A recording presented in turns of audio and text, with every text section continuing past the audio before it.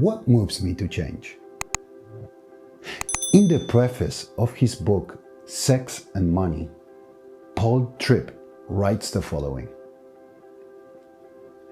I am devastated by what this book has exposed in me. I am grieved by the lust that still resides in my heart.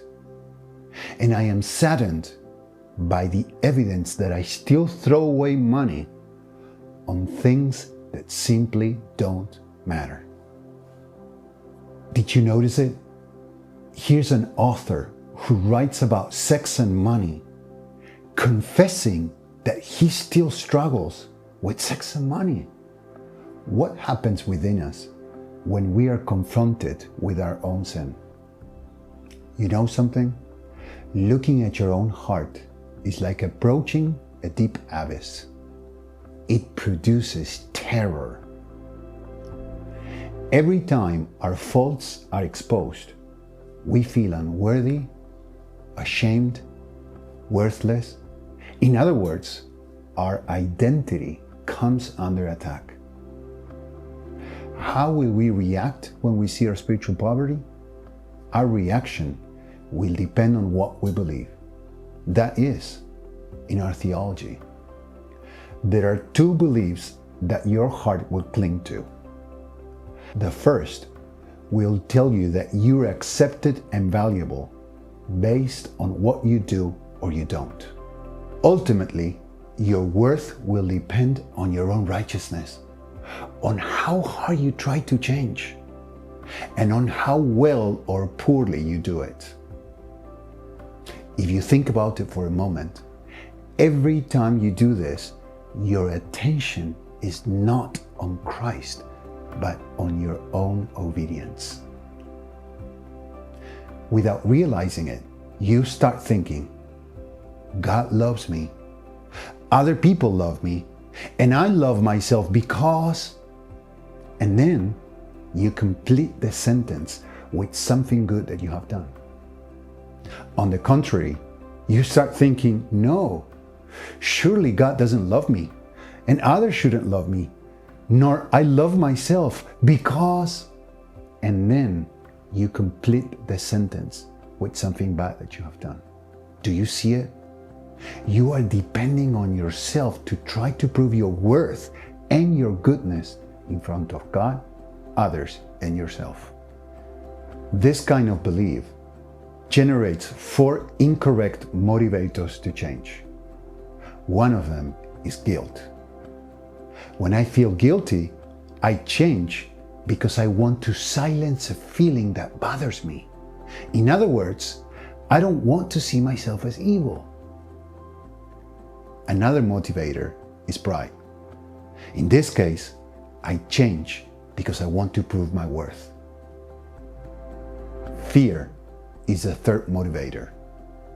Here, I change because I want to avoid probable consequences.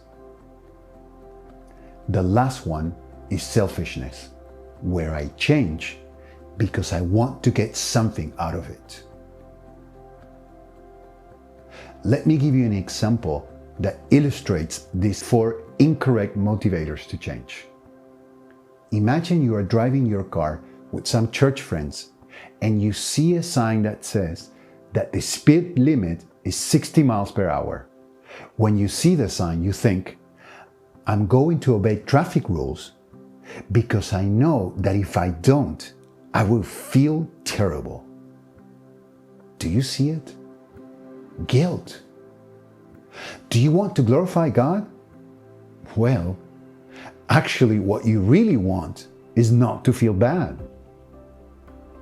Second option, you're driving, you see the sign, and then you reflect, what will my church friends think of me? Why do you obey? Out of pride. You're not thinking about God. You're thinking about yourself.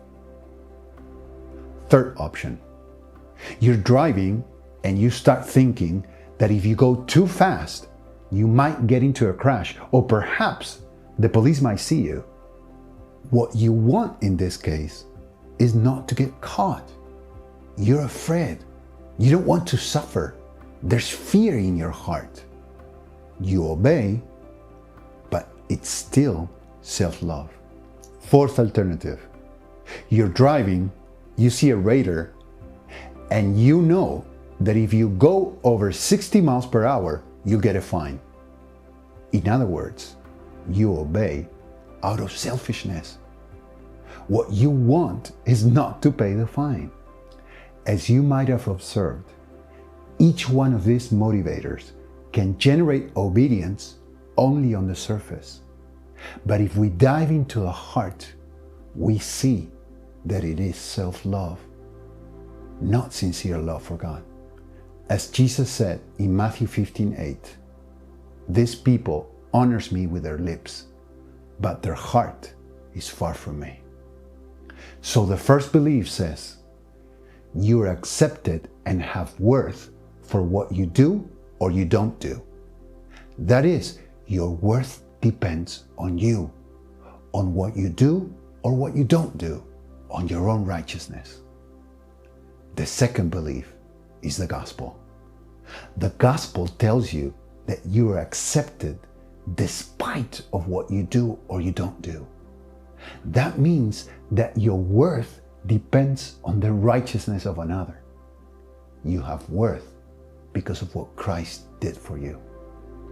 When this truth touches the depth of your being, your attention is no longer on yourself, and you begin to focus on Christ.